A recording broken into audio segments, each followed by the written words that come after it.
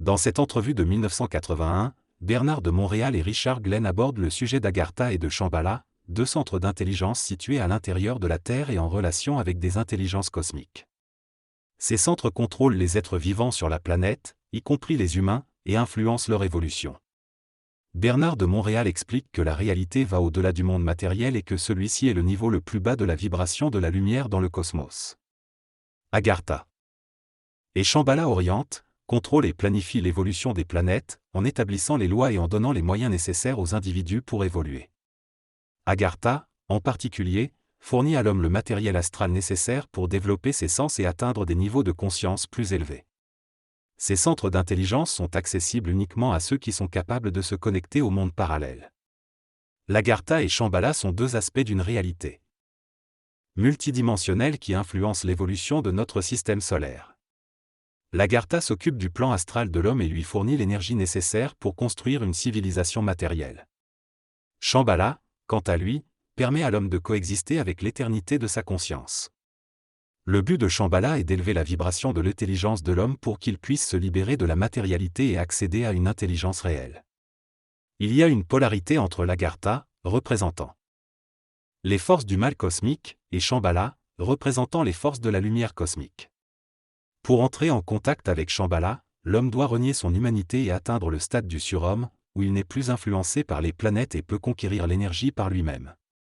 L'homme doit subir une mutation mentale pour se libérer de l'influence de l'Agartha et accéder à la dimension parfaite de l'esprit cosmique solaire. Jusqu'à ce que l'homme puisse dépasser l'illusion des formes créées par l'Agartha et se subtiliser à la matière, il ne peut pas accéder au monde lumineux de l'orbite solaire. L'auteur parle de deux mondes différents, l'Agartha et Shambhala. Il explique que l'homme ne peut accéder à Shambhala que s'il est frappé par sa vibration. Pour cela, il doit passer par une destruction des formes qui ont créé l'humanité et être capable de substituer tous les aspects négatifs de sa pensée. Shambhala est présenté comme une dimension parfaite, libre de l'astral, permettant à l'homme d'être en contact avec une énergie totale et de créer une nouvelle civilisation. L'auteur distingue également l'homme entrant dans Shambhala de l'humanité, affirmant qu'ils contribueront à son évolution. Le cycle d'involution de l'Agartha se termine, et dans le nouveau cycle, Shambhala deviendra le siège gouvernemental de la planète. L'homme sera considéré comme immortel et pourra maîtriser la nature et l'évolution de la planète. Shambhala est décrit comme le paradis terrestre, une dimension pure et parfaite. L'auteur explique que celui qui parvient à pénétrer Shambhala deviendra maître de la nature et aura la capacité de communiquer avec des êtres venant d'ailleurs, ses frères de l'espace. Il pourra alors établir une relation avec eux et contribuer à l'avancement de la science globale du monde matériel. Cependant, l'homme doit d'abord comprendre l'étendue de son ignorance et être prêt à remettre en question son orgueil. Il doit être prêt à être totalement transformé et détruit par les vibrations de Shambhala afin de pouvoir entrer dans la lumière. L'auteur souligne également qu'il y a eu deux grandes déchéances dans l'histoire cosmique, celle d'Adam et Ève au paradis terrestre, et celle des anges devenus des démons. Ces êtres des ténèbres sont les manipulateurs suprêmes de l'énergie de l'Agartha. Les êtres de l'Agartha, quant à eux, ont la sagesse de ne pas utiliser de contact direct avec les êtres humains, mais ils programment l'homme pour recevoir des impressions et des visions qui leur permettent d'entrer en contact avec lui. Ces visions peuvent être interprétées comme des rencontres avec des extraterrestres ou des soucoupes volantes. Il est souligné que l'intelligence cosmique est puissante et que l'homme ne peut s'en protéger qu'en se libérant des formes créées par l'Agartha. Cela lui permet de vivre de l'énergie cosmique plutôt que des formes matérielles. Il est également noté que certains êtres sont en relation avec Shambhala par le biais de leur mental supérieur, tout comme d'autres sont en relation avec l'Agartha sur le plan matériel. Dans ce texte, il est question de plusieurs concepts tels que Shambhala, Agartha, les extraterrestres et la relation entre l'homme et ses entités. Il est mentionné que Shambhala est lié à l'activité de l'homme dans le futur et que les extraterrestres qui entreront en contact avec lui proviendront de cette sphère. En revanche, les extraterrestres actuellement présents sur Terre font partie de l'Agartha et sont liés à Pluton. Il est souligné que si l'homme cherche activement à entrer en contact avec ces extraterrestres, il sera déçu, car ils font partie de la loi du mensonge cosmique. Le texte mentionne également le concept de déchéance, notamment l'histoire d'Adam et Ève qui ont perdu contact avec Shambhala et ont été mis en contact avec l'Agartha par le biais du corps astral. Il est affirmé que si Adam était resté en contact avec Shambhala, la civilisation actuelle n'existerait pas telle que nous la connaissons. Il est ensuite abordé le cas du Christ qui, lui, est lié à l'énergie triomphale du cosmos et est associé à Shambhala. Cependant, il est souligné que l'accès à Shambhala n'est pas possible pour l'homme ordinaire. L'Agartha est située au centre de la Terre et utilise la Lune, la Terre, Pluton et d'autres planètes pour différents aspects de son fonctionnement. Les êtres de l'Agartha sont prisonniers du temps, contrairement à l'homme de demain, qui sera libéré du temps. Enfin, l'idée de Dieu est abordée, affirmant que ce concept est utilisé pour donner du courage à l'homme face aux difficultés de la vie matérielle, mais qu'un jour l'homme découvrira que Dieu n'existe pas en tant que tel. Le concept de Dieu est une partie de la politique cosmique de la Terre. Un homme conscient n'a pas besoin de ce concept car il ne pense pas. Sans penser, il n'éprouve rien et n'a besoin de rien. Cependant, il est difficile pour l'homme de comprendre cela. Certains pourraient dire que s'il ne pense pas, il n'est pas. Dieu peut être considéré comme la manifestation des Alephs originels, qui nécessitent une action agarthienne pour descendre dans la matière.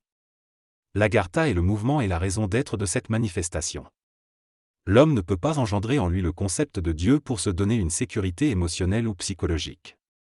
Lorsqu'il entre dans la lumière, il doit être dévêtu et nu. Un être comme Bernard, qui parle du plan mental et des grandes consciences cosmiques, n'est pas le produit de l'Agartha mais plutôt de son intelligence intuitive. Il est important de ne pas croire aveuglément mais d'écouter et d'entendre. L'intelligence intuitive permet à l'homme de voir par lui-même, sans être sous la domination d'une personnalité. L'illumination est un phénomène spirituel qui fait partie de l'involution et permet à l'homme de représenter des aspects bénéfiques de son évolution spirituelle. Cependant, la spiritualité ne sera pas ce qui guidera l'humanité du futur, mais plutôt la science cosmique. Les êtres de lumière, associés à Shambhala, atteignent une illumination totale où le corps physique devient lumière. Shambhala est lié à 13 catégories de conscience planétaire. Dans cette discussion, il est question de la conscience planétaire liée à Shambhala, qui représente la conscience atomique et la programmation des atomes en relation avec les forces du système solaire. Shambhala est considéré comme le cadran cosmique de l'évolution possible du système solaire. Il est mentionné que pour que la conscience christique entre dans le temps, il faut qu'il y ait un trou dans le temps et un homme sur Terre qui soit totalement rien. Cela permet à la lumière de passer sans obstacle et d'organiser les formes selon leur disposition. Lorsque l'homme entre en contact avec la lumière christique, il peut vivre dans le mental avec d'autres intelligences dans l'espace sans avoir besoin de véhicules matériels. Il est également souligné que lorsque l'homme est en connexion avec ces êtres de lumière, il est dans la conscience christique et ne pense plus, vivant simplement de la vibration de l'intelligence. Celui qui peut embraser la lumière et supporter son choc dans tous les aspects de son être devient immortel. Dans cette conversation, l'interlocuteur Hergé remet en question le pouvoir de la parole en affirmant que cela ne change rien. Le boulevard M. Bédard de Mestраc répond en parlant de la nature du réel et de la perception orgueilleuse des humains. Il explique que lorsque l'homme atteint l'illumination, il n'a plus besoin de se tromper, car les erreurs sont une illusion. Il mentionne également qu'il avait averti Hergé que la presse minimiserait les observations d'OVNI car la majorité des gens ne les perçoivent pas. Il ajoute que bien qu'il ait prédit qu'aucun extraterrestre ne viendrait dans la province, il admet que des extraterrestres ont été vus à Vancouver, montrant ainsi que même s'il ne s'était pas trompé, il avait fait l'erreur de penser qu'il avait raison. BDM explique que la différence entre l'homme inconscient et l'homme conscient réside dans le fait que ce dernier comprend les raisons derrière ses paroles et nie toute notion d'erreur. Lorsqu'Hergé demande à BDM de prédire ce qui se passera le 17 octobre 1981, BDM répond que c'est aux affaires de Hergé de s'en occuper, soulignant que les personnes dans la conscience ne s'intéressent pas à soutenir émotionnellement ou intellectuellement les personnes qui ne le sont pas. Il discute ensuite de la préférence de la masse pour le visible, le palpable et le temporel, ce qui explique l'existence de l'occultisme. BDM indique que les personnes souffrant de maladies ont des expériences karmiques à vivre et que seule la conscientisation peut détruire le karma. Il affirme que l'humanité doit un jour être libérée du karma pour entrer dans la lumière, ce qui requiert une intelligence et une volonté réelle. Hergé mentionne ensuite des cas où des extraterrestres auraient guéri des humains de maladies telles que le cancer ou la sclérose en plaques. Dans cette discussion, Bernard de Montréal parle de la possibilité pour certains extraterrestres de guérir ou de brûler les humains, en faisant référence à leur pouvoir sur la matière. Il évoque également les concepts de Shambhala et Agartha, qui sont des dimensions différentes avec leurs propres activités. Il explique que l'homme doit entrer dans le règne de la lumière ou mourir dans la mortalité profane de la planète, et que cela ne peut être décidé ou influencé par ces dimensions. Il souligne également l'évolution nécessaire du pouvoir de l'argent dans le monde. Enfin, il explique que lorsque Shambhala entre en action, l'Agartha doit se retirer car il n'y a pas de choix. Lors d'une conférence, Bernard de Montréal répond à différentes questions concernant sa vision spirituelle. Il explique que l'homme peut espérer une aide de Shambhala, une énergie spirituelle, à condition d'avoir un esprit ouvert et éveillé. Il affirme également qu'il est possible d'avoir un maître spirituel qui aide à l'évolution de l'individu. Concernant le rôle d'un gourou dans ce processus, Bernard de Montréal explique que les gourous font partie de ces personnes ayant une évolution spirituelle avancée et qui aident à l'évolution de l'homme. Ils font partie d'une même énergie que l'humanité et servent à son évolution. Quant au roi du monde, il sera transféré dans une autre partie de la galaxie une fois ses activités sur Terre terminées. Il ne quittera pas l'Agartha, un monde souterrain légendaire, avant la fin du conflit de l'Armageddon, un combat entre les forces de l'Agartha et de Shambhala qui se produira à la fin de la 6e race. En ce qui concerne l'interruption des conférences de Bernard de Montréal après 1984, celui-ci plaisante en disant qu'il sera fatigué, mais précise qu'il continuera à parler en public à partir de cette date, plutôt que de s'arrêter définitivement. La personne interviewée, Bernard de Montréal, parle de l'Agartha comme étant la conscience créative et l'enfer. Il explique que l'enfer se trouve au centre de la Terre, sur Pluton et dans le corps astral de l'homme. Shambhala, quant à elle, est décrit comme le paradis terrestre, une dimension parfaite dirigée par des êtres de lumière pour l'évolution de l'homme. Il est ensuite question de la lumière, avec une comparaison humoristique entre une ampoule de 100 watts et un néon de 3 pieds. La personne interviewée répond qu'il faudrait réaliser que ce n'est pas l'homme qui pense, mais que la pensée passe à travers lui. Lorsque l'homme prend conscience de cette illusion de la pensée, il peut entrer en communication avec l'intelligence supramentale. La question est ensuite posée sur l'existence d'Adam et Ève, et la personne interviewée répond qu'il faudrait être sûr de ce que l'Église a dit à ce sujet. Concernant la guerre de l'Antéchrist, le mouvement des forces de l'Agartha sur Terre est évoqué, ainsi que la domination occulte de la magie noire. Il est mentionné que cela sera une période importante pour l'homme sur le plan émotionnel et mental. Le début du 2e cycle d'OVNI est annoncé pour 1987. La question est ensuite posée sur la différence entre les extraterrestres et les anges. La personne interviewée explique que les extraterrestres sont des êtres plus évolués que l'homme, limités par le temps et l'énergie. Les anges, quant à eux, sont des êtres très évolués qui ont le pouvoir de communiquer instantanément dans le cosmos. Pour l'homme, la différence se situe principalement au niveau de la vibration. Enfin, une question sur les diamants verts sur le mont Saint-Hilaire est posée, mais la personne interviewée reste sans voix en réponse. En résumé, Bernard de Montréal parle de l'Agartha, de Shambhala, des extraterrestres et des anges, discute de la pensée et de l'illusion, et fait référence à des événements à venir comme le 2e cycle d'OVNI et la période de l'Antéchrist. L'ajusteur de pensée est un aspect fondamental de l'être humain. Lorsque l'ajusteur de pensée est en fusion avec l'âme, l'individu devient immortel, et c'est pourquoi on les appelle ainsi. L'ajusteur de pensée a pour rôle d'ajuster la pensée de l'individu. Lorsque l'homme réalise que ce n'est pas lui qui pense, mais que cela pense en lui, il commence à entrer dans l'intelligence universelle, et les extraterrestres sont soumis à la même loi. L'idée selon laquelle nous sommes tous des dieux et que l'homme ne doit pas les adorer et que l'homme possède en lui le pouvoir de la lumière grâce à son âme. Lorsque l'âme est en union avec cette lumière, l'homme devient créateur. Cependant, il faut se méfier des concepts idéalistes ou spirituels qui servent à se valoriser soi-même. Lorsque l'homme atteint le stade de créativité, il n'est plus intéressé à être un dieu, il est simplement ce qu'il fait. L'idée d'être un dieu est souvent motivée par la vanité égocentrique de l'homme, mais cela lui permet de se soutenir et de trouver le courage spirituel pour avancer vers son évolution. En ce qui concerne le langage que j'utilise, je m'adresse à un public et je dois utiliser un langage approprié pour que la majorité puisse me comprendre. Si je parle à quelqu'un de plus simple, je peux adapter mon langage à son niveau. Le langage est un outil important et les idées sont déjà assez difficiles à exposer sans utiliser un langage décousu. Dans un cadre plus informel, je peux adapter mon langage à la personne avec qui je parle. La souffrance fait partie de l'involution, car l'homme expérimente la vie existentielle à travers ses émotions et son intellect. La lumière ne peut pénétrer en lui sans créer des chocs vibratoires dans son passage à travers les centres de l'homme. Ces chocs sont perçus comme de la souffrance, mais ce n'est pas parce que la lumière ou l'esprit dans l'homme veut qu'il souffre, mais plutôt parce que l'homme est dense et que la lumière ne peut passer en lui sans provoquer ces chocs. Cependant, ces chocs permettent à l'homme de passer d'un niveau de vibration à un autre.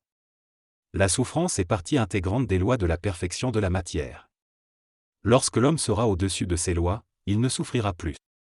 La souffrance dans l'homme conscient crée un changement de vibration dans ses corps, mais lorsqu'elle est vécue inconsciemment, elle sert simplement de matériel pour l'évolution de l'âme.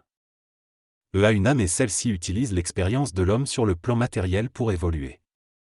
Lorsque l'ego de l'homme devient esprit et que l'âme est au service de l'homme, ce dernier cesse de souffrir. Selon Bernard de Montréal, l'homme souffre tant qu'il est au service de son âme, car celle-ci utilise les événements de sa vie pour évoluer émotionnellement et mentalement. Cependant, une fois que l'âme est suffisamment évoluée et fusionnée avec l'ajusteur de pensée, l'homme peut utiliser l'énergie de son âme pour ne plus souffrir et vivre une vie paradisiaque. La fatigue est une souffrance liée à la tension entre le mental et la matière, mais elle est une illusion matérielle. Lorsque l'homme vit dans un monde disharmonieux, la fatigue est présente. L'énergie est influencée par les vibrations des autres personnes, mais la volonté permet de continuer le travail. Lorsque le travail est terminé, l'homme se retire, mais la volonté reste pour soutenir les corps utilisés pour exécuter le plan de travail. Les Melchizedek font partie de la hiérarchie qui est considérée comme les ingénieurs de la lumière. Ils possèdent une science avancée de l'évolution et travaillent avec Shambhala pour protéger le système solaire. La mise en quarantaine causée par la rébellion de Lucifer durera pendant plusieurs siècles, empêchant les forces lucifériennes d'infecter les hommes. Cependant, avec le temps, les hommes perdront leur capacité à maintenir leur vibration et certains individus passeront du côté de la magie noire.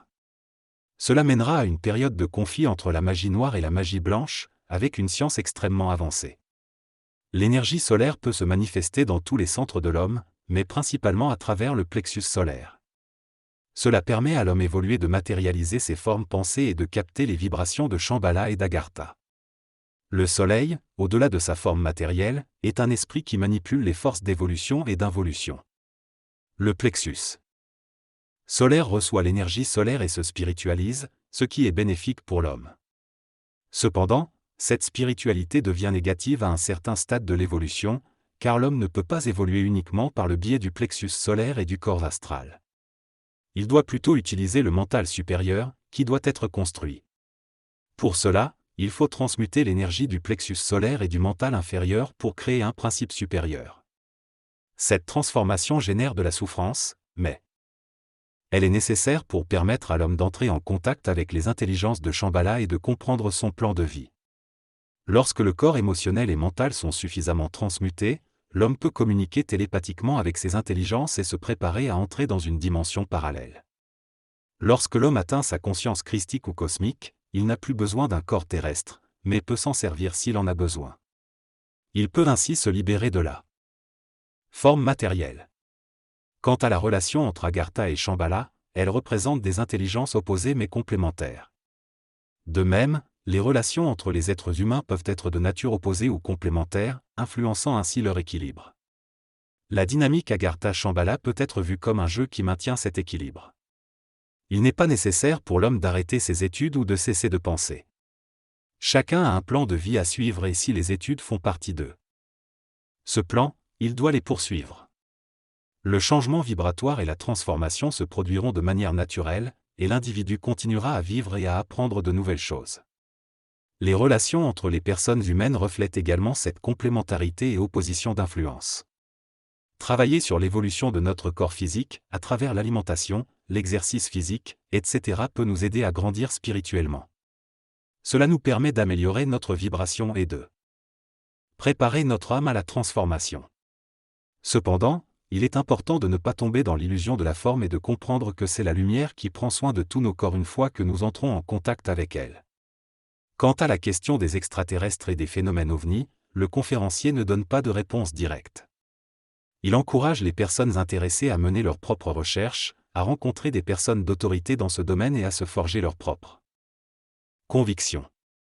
Il souligne que les mystères de l'humanité deviendront de plus en plus apparents à mesure que l'homme de science et le profane se confronteront à de nouvelles découvertes. Il conseille donc de ne pas s'en remettre aveuglément à sa parole, mais plutôt de canaliser ses énergies dans la recherche personnelle. Retenir de la conversation, l'être suprasensoriel existe, il s'agit de personnes dotées de facultés extrasensorielles grâce à des corps subtils qui leur permettent de percevoir des ondes. Il existe une relation entre le cosmique et la Bible, mais le langage voilé de la Bible cache des faits historiques qui seront révélés dans le futur. Les témoins de Jéhovah ne semblent pas être intéressés par le cosmique et les ovnis. Il n'y a rien à comprendre, tout est en l'homme et tout est énergie. Lorsqu'on cesse d'essayer de comprendre, on commence à comprendre. Le sexe, la politique et la religion sont tous importants pour l'évolution de l'homme. Le sexe est une loi de la création, pervertie par l'homme. La politique est une science cosmique vaste et intégrale. La religion a fait beaucoup pour l'humanité, mais fait partie du cycle de l'involution. L'homme de demain sera amené à évoluer de l'intérieur, par la lumière, et non par des systèmes extérieurs comme le sexe, la politique et la religion. Il y a des personnes exploitées par des êtres de l'astral pour leur évolution. Pour s'en sortir et se sentir mieux, ces personnes ont besoin de volonté et de ne pas se laisser influencer par les forces astrales. Il est important de ne pas croire aveuglément, mais de faire preuve de discernement. La volonté est essentielle pour lutter contre les énergies astrales qui peuvent être particulièrement puissantes chez les personnes sensibles. Il est également possible de vivre les principes cosmiques de l'intelligence et de la volonté sur le plan matériel, ce qui permet de se libérer de l'influence astrale. L'amour cosmique, quant à lui, n'est pas destiné à être vécu sur le plan matériel. Le livre Le lien universel est vu comme un ouvrage qui favorise l'évolution spirituelle de l'humanité en suscitant de nouvelles pensées et sentiments. En ce qui concerne le corps physique, il convient à ce que l'on est, mais il n'est pas la totalité de ce que nous sommes. Notre être est en constante évolution et notre corps physique est simplement en accord avec ce que nous sommes à un niveau émotif, mental et vital. Si nous sommes émotionnellement sensibles, cela peut affecter notre corps physique. Cependant, lorsque notre être est parfaitement stabilisé, nous avons le pouvoir de maintenir notre corps matériel en équilibre sans recourir aux méthodes scientifiques. Quant à l'année 1984, il n'y a pas besoin de faire de grandes spéculations à son sujet. Elle a une signification particulière pour certains individus, mais il n'est pas nécessaire de s'en préoccuper ou de créer de l'anxiété autour de cette date. Il faut simplement continuer à vivre et ne pas s'enfermer dans des prédictions. L'esprit est utilisé comme un terme pratique pour décrire le pouvoir de l'énergie sur la forme. Il représente un niveau d'intelligence qui varie en fonction de la vibration. Plus l'énergie monte en vibration, plus l'esprit est grand. En résumé, pour s'en sortir et se sentir mieux, il est nécessaire de faire preuve de volonté et de discernement face aux forces astrales, de vivre les principes cosmiques de l'intelligence et de la volonté, et de comprendre que le corps physique n'est pas la totalité de notre être. Il est également important de rester ouvert à l'évolution spirituelle sans se laisser enfermer dans des prédictions ou des concepts figés. Le problème démographique soulevé par Malthus ne s'applique pas à la question de la réincarnation, car il y a toujours suffisamment d'êtres dans l'invisible pour entrer dans des corps physiques sur Terre. Il ne manquera jamais d'hommes sur Terre ni d'esprits pour les habiter. Quant à savoir si les Québécois sont le peuple élu par Shambhala, cela relève d'une vision narcissiste du monde. Le Québec a une importance dans le plan d'évolution, mais cela ne signifie pas qu'il est une terre promise. Lorsque Jésus parle de son Père dans les cieux, il fait référence à la lumière dans sa volonté. La réalité que nous percevons n'est pas la réalité ultime, et ceux qui sortent de la matière comprennent les pièges de l'esprit. La sensibilité est à la fois un aliment pour l'ego et une vibration de l'âme dans l'homme. Elle peut être belle et grande, mais si elle n'est pas conscientisée, elle peut causer une défaillance de la volonté et de l'intelligence, et nourrir l'illusion de l'amour au détriment de la véritable énergie créatrice. La sensibilité est importante pour sentir la vibration qui permettra à l'homme d'évoluer, mais si elle est manipulée par l'ego, l'intellect et le sentiment, elle peut devenir un danger pour l'individu. Il est donc nécessaire d'être conscient et de vivre la sensibilité de manière équilibrée. La sensibilité est un outil à double tranchant, tout comme l'amour, l'inquiétude, la charité et tout dans la vie. Un tranchant aide l'homme tandis que l'autre le détruit, il est crucial de trouver l'équilibre pour ne pas être affecté par ces tranchants. L'homme a besoin de la psychologie, de la volonté et de l'intelligence pour se libérer de la dualité. La création est un processus d'évolution cosmique, qui est gouverné par l'intelligence, la volonté et l'amour. Il y a aussi d'autres principes non encore manifestés. L'ésotérisme au féminin joue un rôle important et c'est par les femmes que le courant de l'énergie passera.